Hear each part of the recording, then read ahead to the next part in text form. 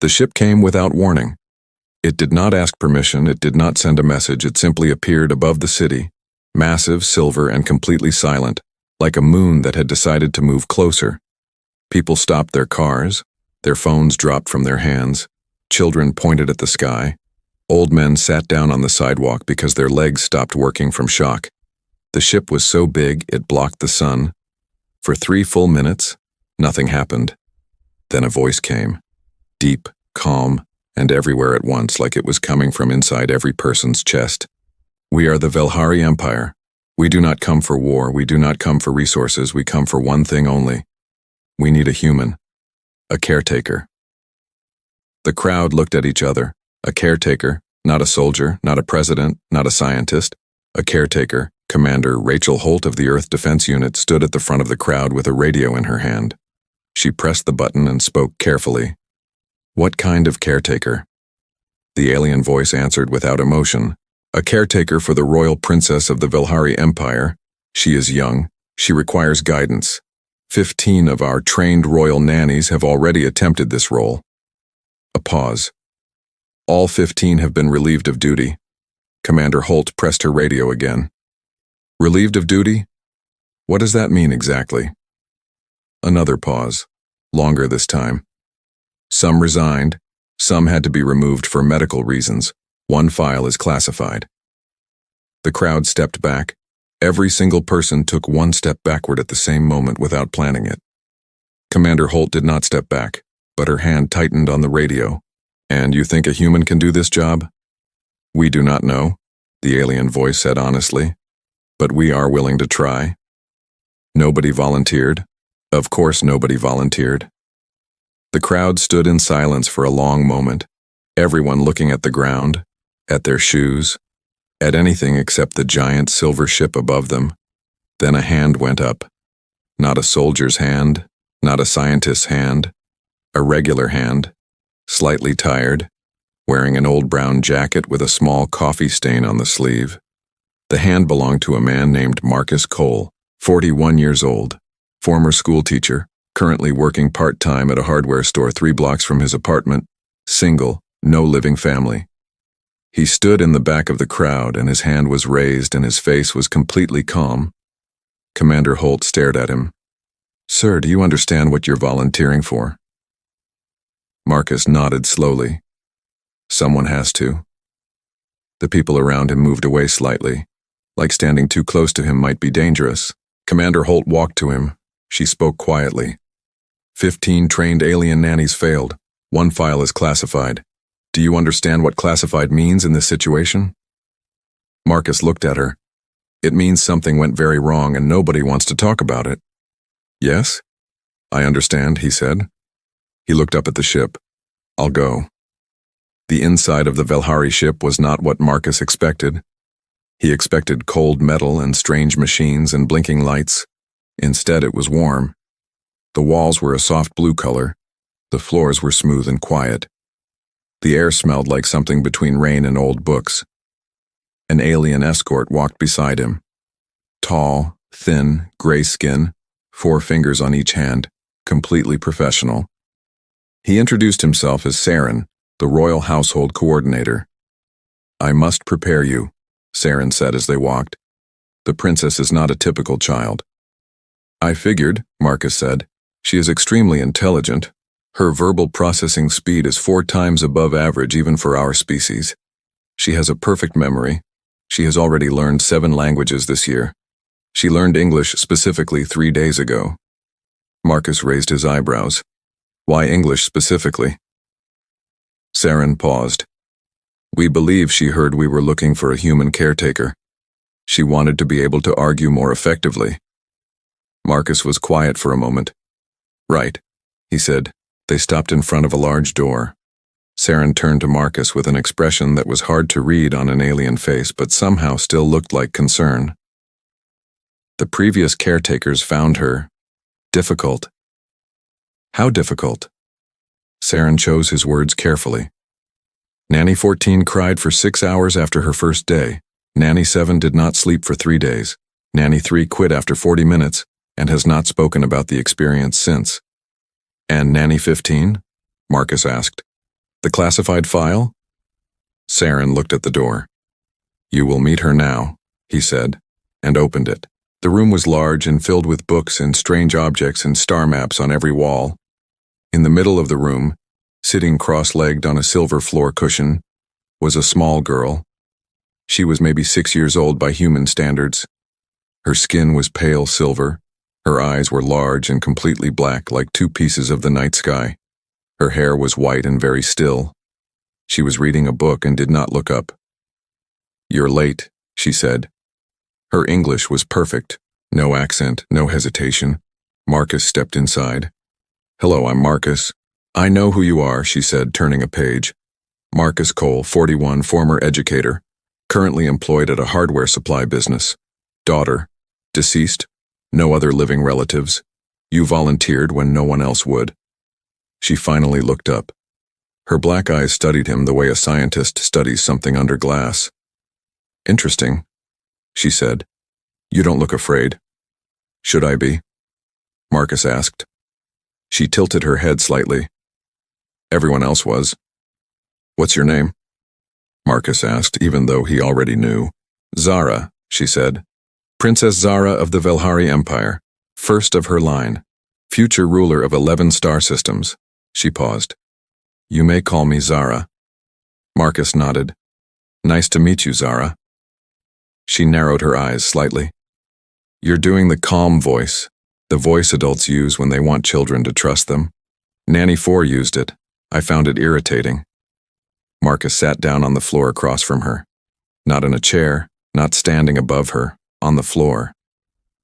Same level, Zara watched this with obvious surprise.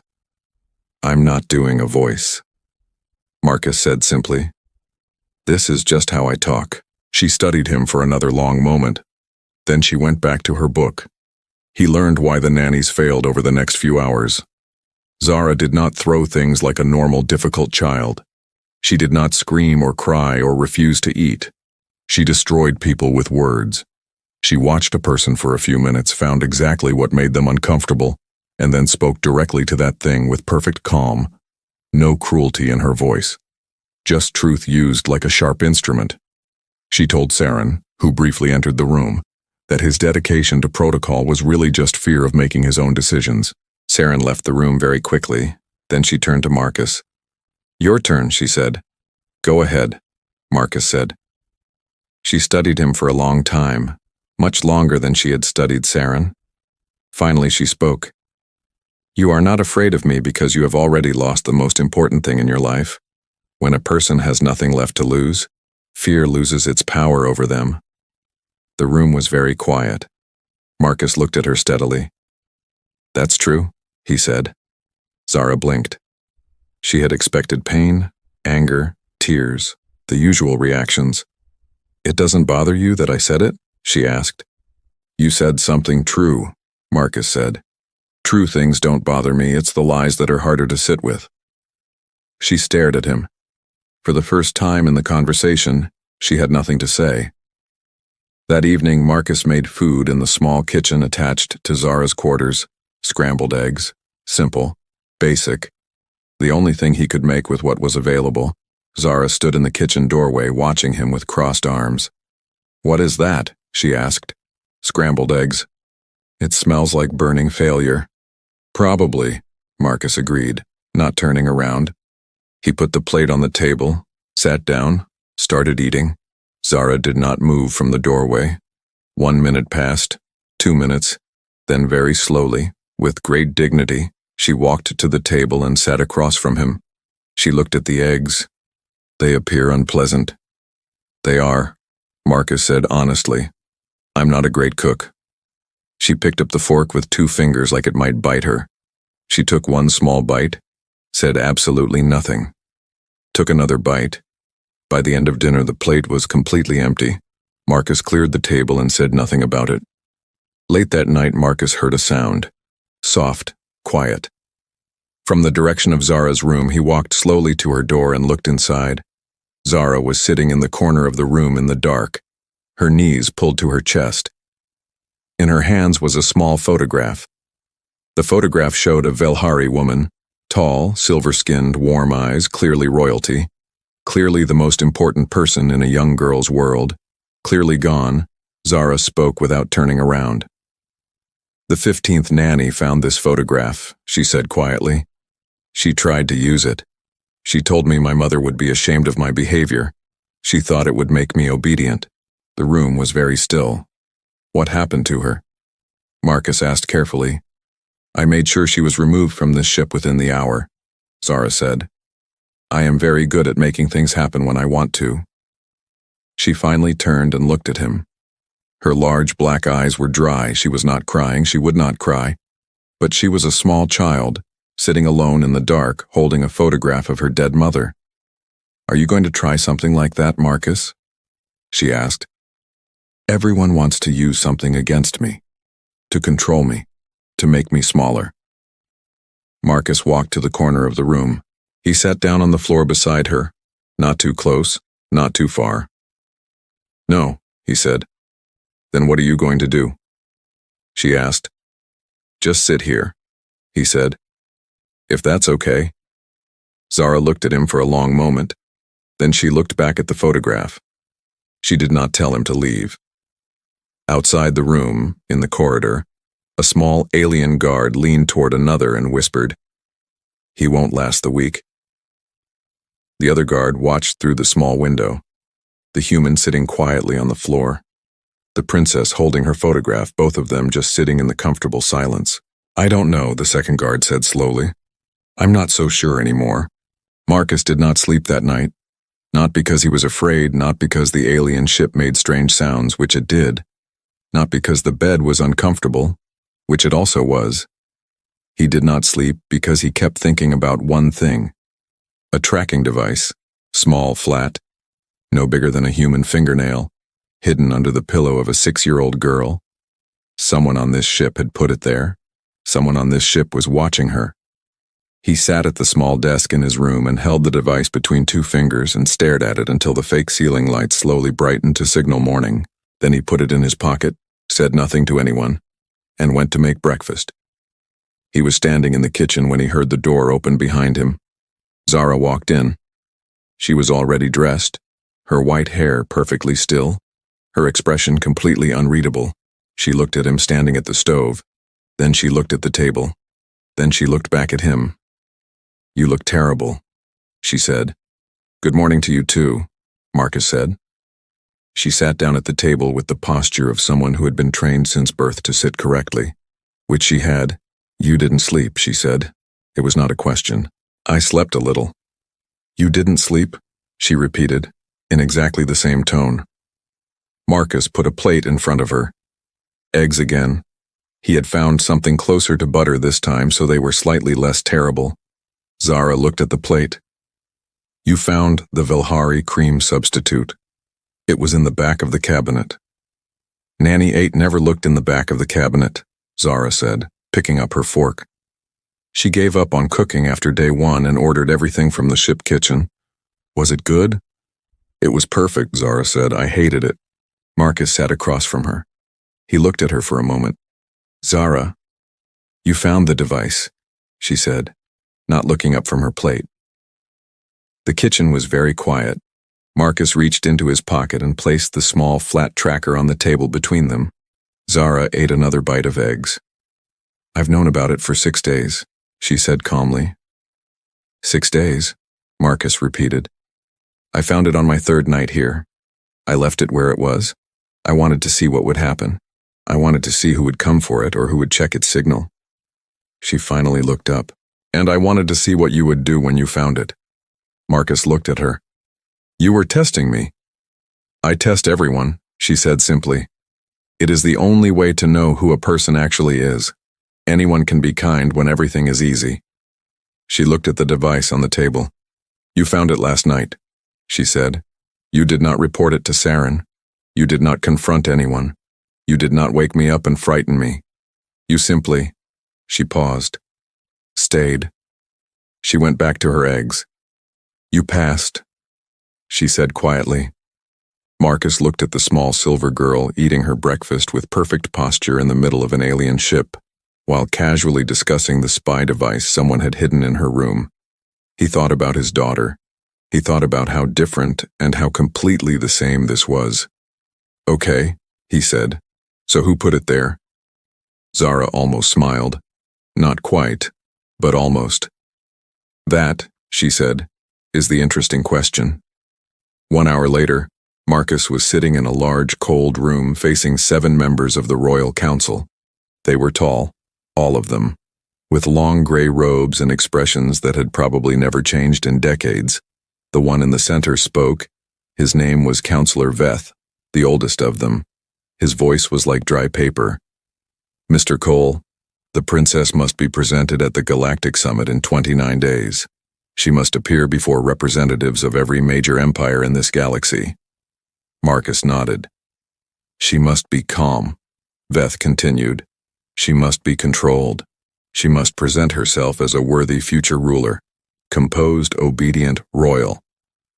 "She's 6, Marcus said. The room became very still. "She is the heir to the Velhari throne," Veth said carefully. "Her age is not relevant." "What happens if she's not ready?" Marcus asked. The council members looked at each other. Veth folded his long hands together. "The Empire has political enemies, Mr. Cole. There are those who watch for weakness in our leadership line if the princess appears unstable, uncontrollable." He paused. "Those enemies will use that. There are already those within certain circles who question whether she is fit to rule." "And if they decide she's not fit?" Marcus asked. Nobody answered. Nobody needed to. Marcus stood up slowly from his chair. He looked at the 7 council members one by one. "I'll have her ready," he said. He walked out of the room. In his pocket, the small tracking device felt very heavy. He did not tell Zara what the council said. She would find out eventually. She found out everything eventually, but not today. Today he had 29 days, and a brilliant, difficult, deeply wounded child, and absolutely no plan. He walked back to her quarters and found her standing in the middle of the room surrounded by 5 royal teachers, all of them alien, all of them very frustrated. The lesson was royal greeting protocols. Zara was supposed to be practicing the traditional Velhari bow, a specific angle, specific hand position, specific duration. She was standing completely straight, with her arms at her sides. "Again, Your Highness," the lead teacher said for what was clearly not the first time.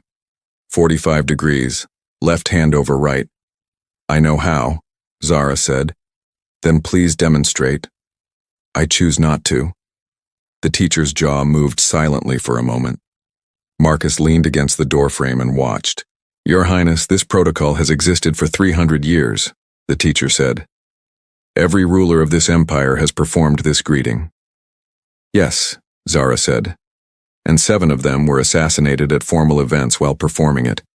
The position leaves the neck exposed for 4 seconds. It was designed by the Velhari's enemies 3 centuries ago and somehow became tradition.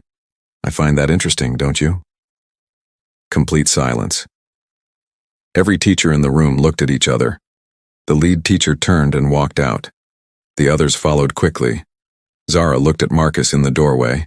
"You're smiling," she said. "I'm not," Marcus said. He was absolutely smiling. "The greeting protocol is genuinely flawed," she said. "I believe you. I am not simply being difficult." "I know," Marcus said.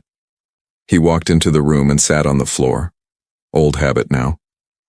"But you still need to learn it. Even if it's flawed, you need to understand everything about the world you're going to rule. The good things and the broken things." Zara looked at him. "If I learn it, will you tell me why you didn't sleep last night?" Marcus looked at her. "Yeah," he said. "Deal." She performed the greeting perfectly, all 300-year-old flawed protocol of it. First try, without hesitation. Marcus told her about the tracking device. She already knew, of course, but she listened like it was new information, because she understood that Marcus needed to tell her. That telling her was his way of saying, "I am on your side." 3 days passed. Marcus built a simple rhythm. Mornings were for learning, not royal protocol, not formal lessons, but stories, Earth stories, human history, Small things, big things. He told her about a small boy in ancient Greece who asked so many questions that the whole city got annoyed with him. What happened to him? Zara asked. They made him drink poison. Because he asked questions.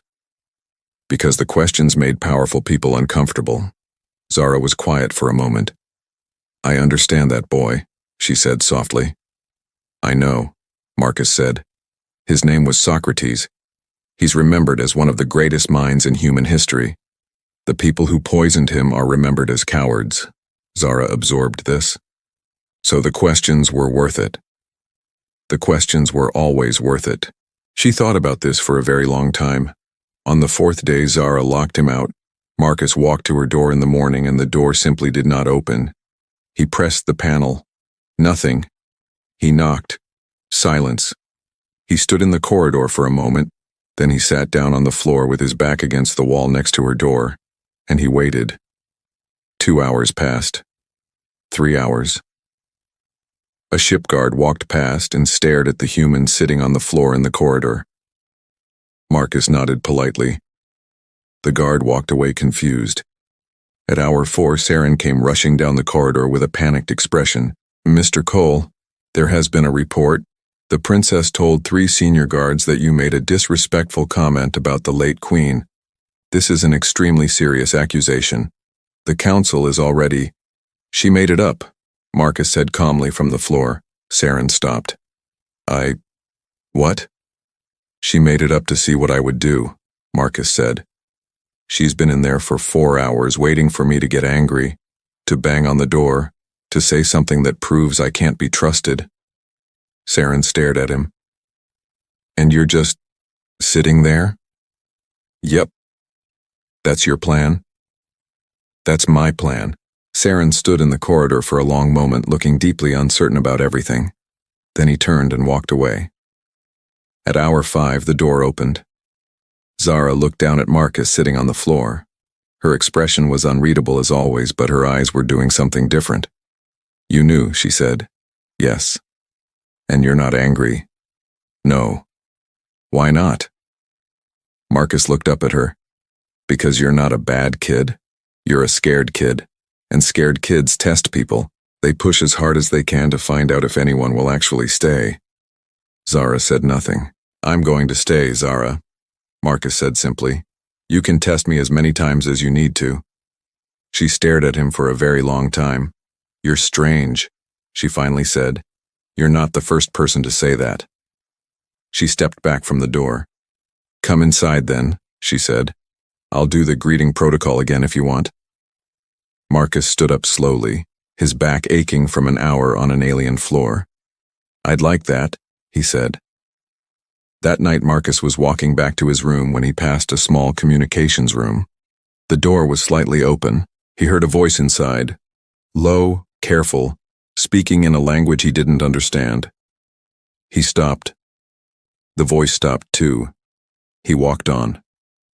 But in his room, he stood at the window and looked at the stars and thought about the tracking device and the classified file and the council's careful non-answer about what happened to heirs who were deemed unfit. He thought about Zara's face when she talked about her mother. He thought about the way she had said simply, "You stayed." Then his door comm beeped. A message from Saren, marked urgent. He opened it. 3 words. The device was activated. Marcus stared at the message. The tracking device he had left in his room as a test had been turned on remotely. Someone had checked it. Someone had confirmed its location. Someone on this ship was still watching. And now they knew that Marcus had found it. He looked at his door. Then he turned and walked back toward Zara's room. He would sleep in the corridor if he had to. He had done it before. Marcus did not go back to his room that night. He pulled a chair from the nearest corridor storage room, old habit from his teaching days. Always know where the extra chairs are. Always be prepared to sit somewhere uncomfortable for a long time. He placed the chair directly outside Zara's door, sat down, crossed his arms, and stayed there until the ceiling lights brightened for morning. 3 different guards walked past during the night. Each one slowed down. Each one stared at the human sitting alone in the corridor in the dark. Each one decided whatever was happening was above their clearance level and kept walking. At exactly morning light, the door opened. Zara stood in the doorway already dressed, already perfectly still. Looking down at Marcus with her large black eyes, she looked at the chair, she looked at him, she looked at the chair again. "You slept in a corridor chair," she said. "I didn't really sleep." "For the second night in a row?" "Correct." She studied him the way she studied everything, completely, carefully, like she was reading a text that kept revealing new layers. "The device was activated," she said. "Yes." "You left it in your room as a test." "Yes." "And someone on this ship remotely turned it on to check its location, which means they now know you found it, which means they know you know." "Yes." Zara was quiet for exactly 3 seconds. "So you sat outside my door all night?" "Yes." She looked at him for a long moment. Something moved behind her black eyes, something she did not have a name for yet because nobody had ever given her a reason to name it before.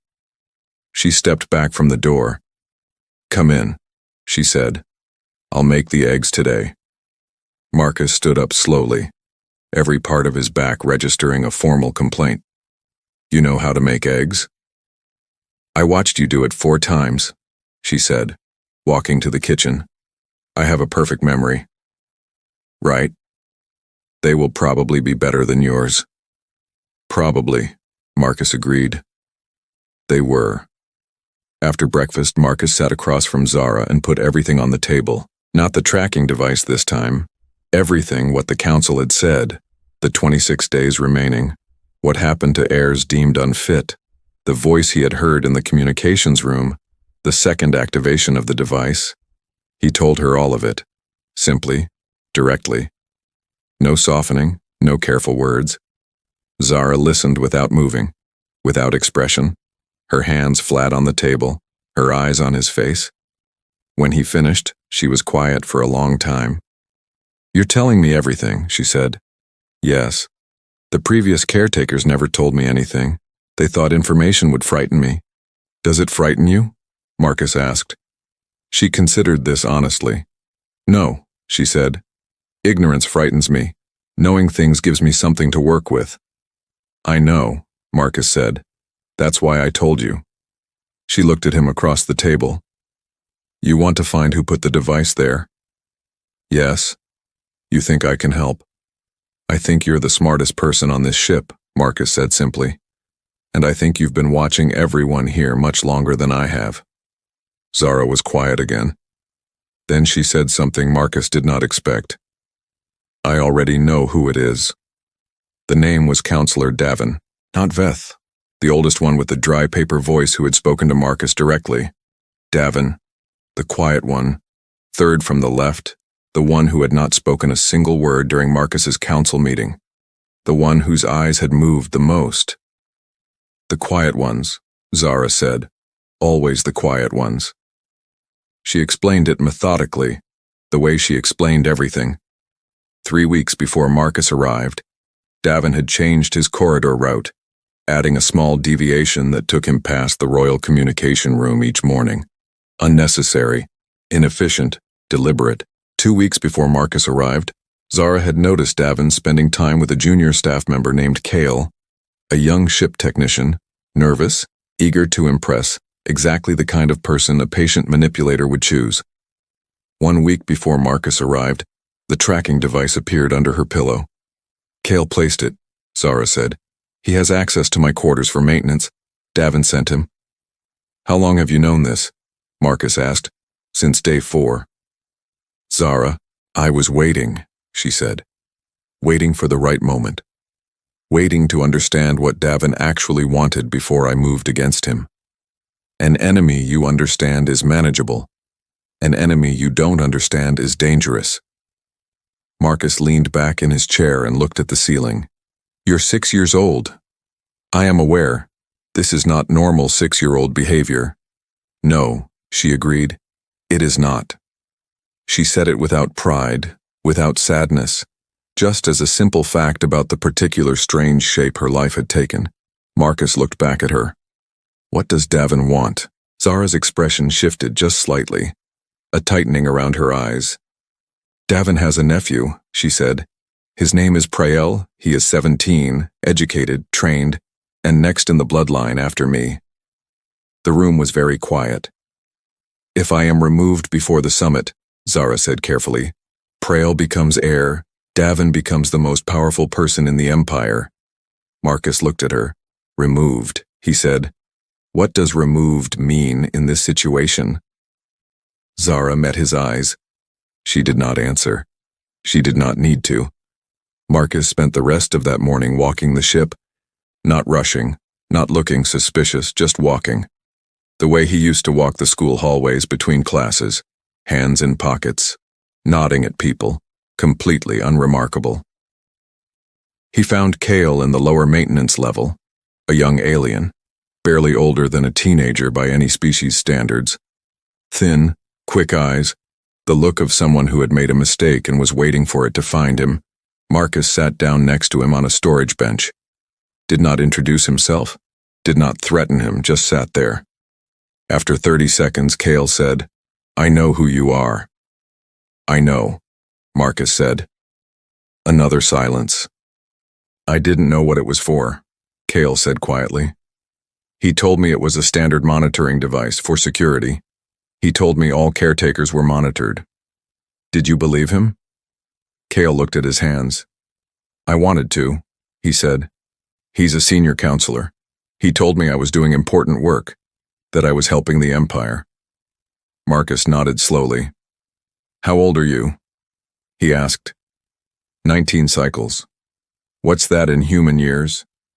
Kale thought. Maybe 16. 16, Marcus thought. 16 years old and a senior counselor had used him as a tool. Here's what you're going to do, Marcus said quietly. You're going to write down everything, every conversation, every instruction, every detail. You're going to give it to Saren directly, not to the council, directly to Saren. Davin will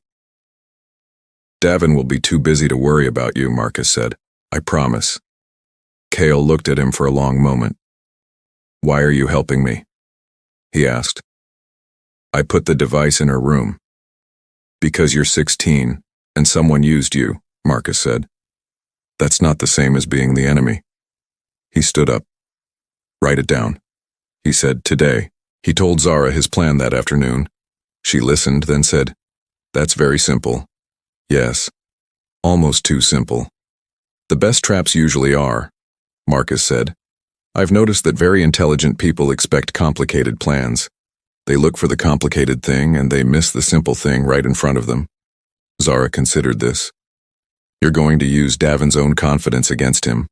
I'm going to let him think nothing has changed, that I found the device and hid it and said nothing because I don't know what to do.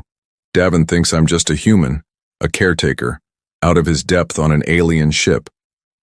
You are out of your depth on an alien ship, Zara said. Completely, Marcus agreed. But he doesn't need to know that I know that. Zara almost smiled again. The almost smile that Marcus was learning to read like its own language. And then? She asked. And then we wait for him to move. 2 days later, Davin moved. He called a council session and formally requested that Marcus be evaluated for psychological fitness. His argument was careful, professional, completely without obvious malice. The human had shown unusual behavior, sitting in corridors, refusing standard reporting protocols, potentially unstable. The council agreed to the evaluation. Marcus was called in. He sat in the large cold room again. Same gray robes, same unchanged faces. Veth spoke. Mr. Cole, there are concerns about your methods. Okay, Marcus said. The princess requires structured professional care, not? Veth gestured vaguely. Whatever this is. She's eating, Marcus said. She's sleeping. She performed the full royal greeting protocol yesterday without being asked. For the first time since any of you can remember, I'm told. Silence. She is progressing. Veth admitted carefully. Then I'm not sure what the problem is, Marcus said. Davin spoke for the first time, his voice smooth and measured. The problem, Mr. Cole, is trust. How can we be certain your intentions toward the princess are proper? Marcus looked at Davin, for the first time directly, fully, the way Zara had taught him to look at people, not at what they were showing, at what they were hiding. Davin was very still, too still. The stillness of someone who was performing calm. That's a good question, Marcus said. About trust. He reached into his jacket pocket. He placed Kale's written testimony on the table. 6 pages, detailed, dated, signed. Saren received the original this morning, Marcus said. That's a copy. He watched Davin's face. The performance of calm lasted exactly 4 more seconds. Then something broke behind the counselor's eyes. It happened fast after that. The kind of fast that only happens when a plan falls apart completely and everyone knows it. Saren arrived within minutes. 2 senior security officers with him. Davin was asked to step away from the council table. Davin looked at Marcus as he stood. His voice was very quiet. You are a human. You are temporary here. You do not understand what this empire requires. Marcus looked back at him. I understand what that child requires, he said. That's enough for me. Davin was escorted out. The room was very quiet. Then Veth said slowly, It appears we owe you an acknowledgement, Mr. Cole.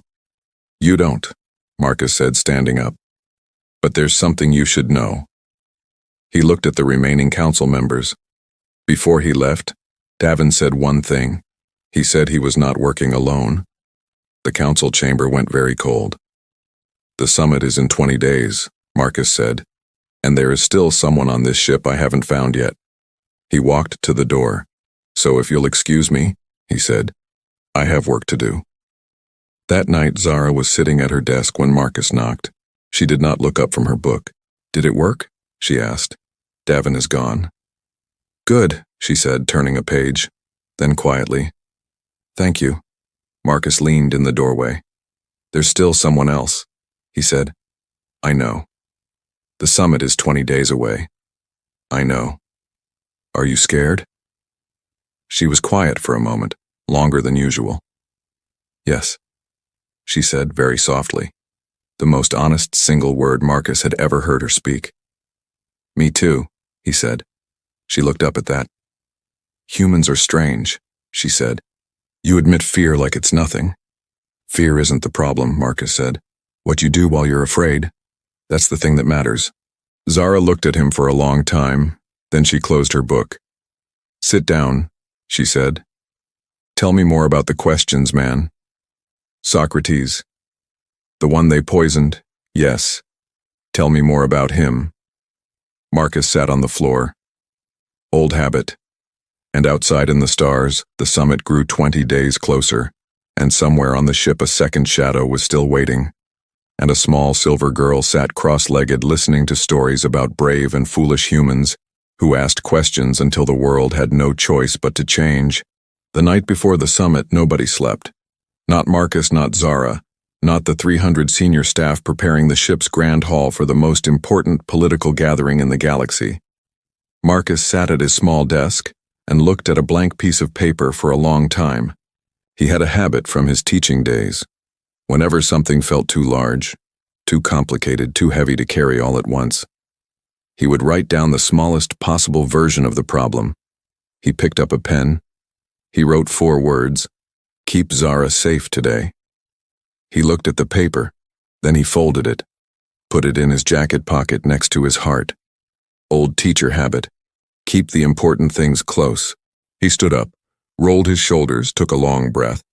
Then he walked to Zara's door and knocked twice. The door opened immediately. She had not been sleeping either. She was standing in the middle of her room, fully dressed in royal clothes for the first time since Marcus had arrived. The silver ceremonial fabric caught the light differently than everything else on the ship, like it was made from something older than the ship itself. Her white hair was up. Formal. Perfect.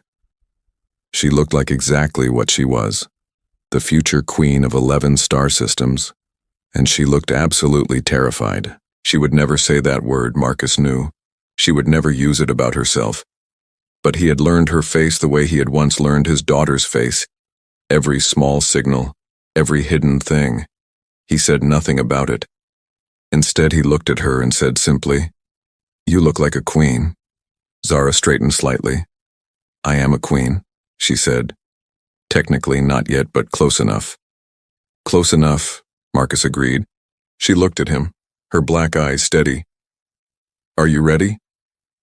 Marcus thought about the second enemy still somewhere on this ship. The enemy with no name and no face yet. The enemy Davin had smiled about before being taken away. No, Marcus said honestly. Zara nodded slowly. Good. Good? You told me admitting fear is not the problem, she said. What you do while afraid is the thing that matters. She turned toward the door. So let's go, she said. The grand hall of the Velhari ship was enormous. Marcus had walked through it twice during the preparation days, and it had been empty both times, just space and light, and the faint sound of systems running. Now it was full, every seat taken, every delegation seated, hundreds of alien species from dozens of empires, all of them dressed in their ceremonial best, all of them watching the entrance. Marcus walked beside Zara down the long corridor toward the hall doors. Their footsteps were the only sound. Zara walked perfectly, her posture exact, her pace measured, her face composed in the careful, neutral expression of someone who had been trained since birth to show nothing. But her hand, hidden slightly in the fold of her ceremonial fabric, was shaking, just slightly. Marcus walked close enough that their arms almost touched. He did not take her hand. She would not want that.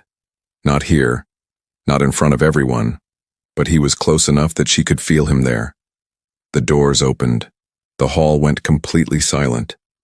Every eye in the room found Zara first, then found Marcus. The whispers started immediately, low and fast, spreading through the delegations like water moving across a flat surface. A human, someone whispered. Why is there a human beside her? Who is he? What is his role? Is that allowed? Marcus kept walking. He had spent 30 years being the least impressive person in various rooms. He was comfortable with it. Zara reached the central platform and stopped. The Velhari ceremonial announcer began the formal introduction, a long sequence of titles and lineage that meant nothing to Marcus, but clearly meant everything to the room. Every delegation leaning forward slightly as the words were spoken. Marcus stood 3 steps behind her and slightly to the right, close enough. He scanned the room the way he had learned to scan school halls, not looking for anything specific, looking for anything wrong, anything out of place, any movement that didn't match the rhythm of the room. The speech began. Zara spoke clearly, her voice carrying through the hall without effort. The words formal and precise, exactly what the council had prepared. Marcus was not listening to the words. He was watching the room. He almost missed it. The movement was small. A junior attendant near the left wall, moving slightly against the flow of the room. Every other body in the hall was leaning forward toward Zara. This one figure was moving sideways, quietly. Toward the hall's environmental control panel. Marcus had walked past that panel twice during his preparation tours. He had asked Saren about it on the second day out of simple curiosity.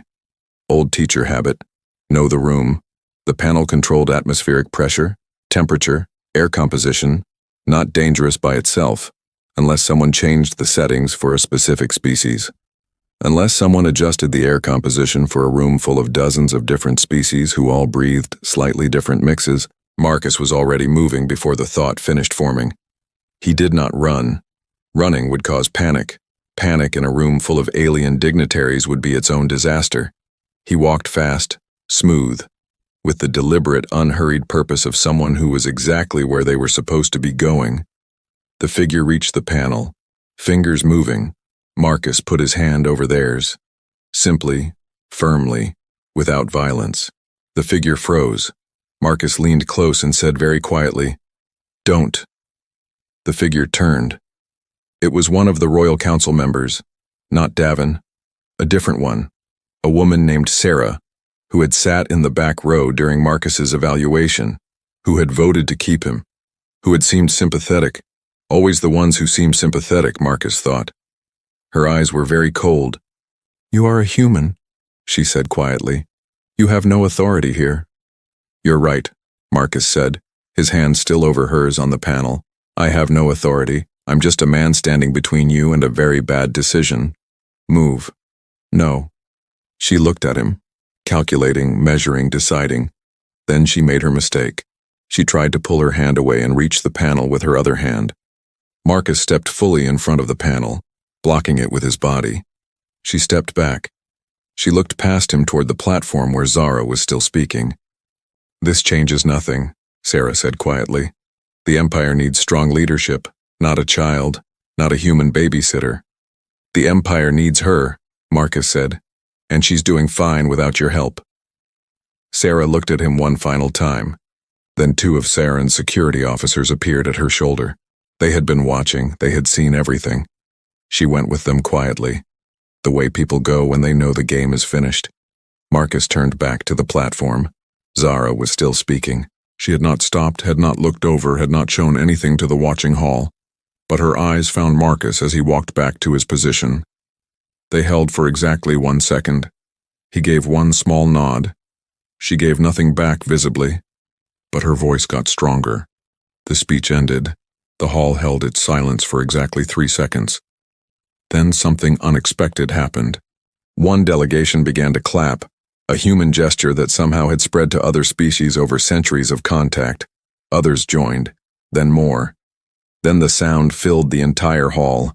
Zara stood on the platform and received it with perfect composure.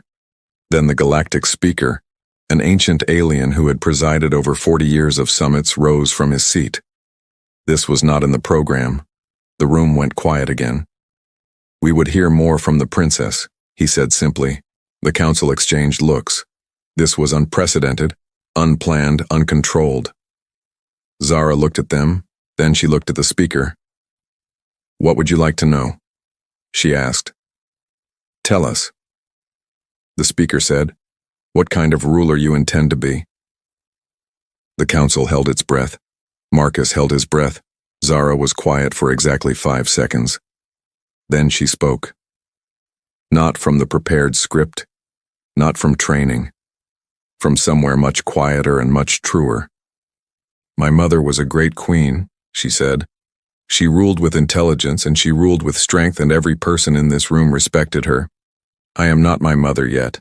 I am 6 years old and I have a perfect memory, and I ask too many questions, and I make the people around me uncomfortable. Small sounds around the hall. Not laughter exactly. Something warmer. But I have learned something this month, she continued. I learned it from a human, which I understand is surprising to many of you. She paused. I learned that strength is not the absence of fear. It is what you do while you are afraid. I was afraid this morning. I am still afraid now. Standing in front of all of you, knowing that some of you came here today hoping I would fail. The hall was absolutely still. I did not fail, she said simply. And I will not fail. Not because I am perfect, but because I have decided that the questions are worth it. Even when the questions make powerful people uncomfortable. Even when the world pushes back. Her black eyes moved across the room. My mother would have said that, she said. I am certain of it. She stepped back from the podium. The silence lasted 4 full seconds. Then the hall came apart with sound. Afterward, the corridor outside the grand hall was busy and loud and full of delegations moving in every direction. Zara walked beside Marcus and said nothing.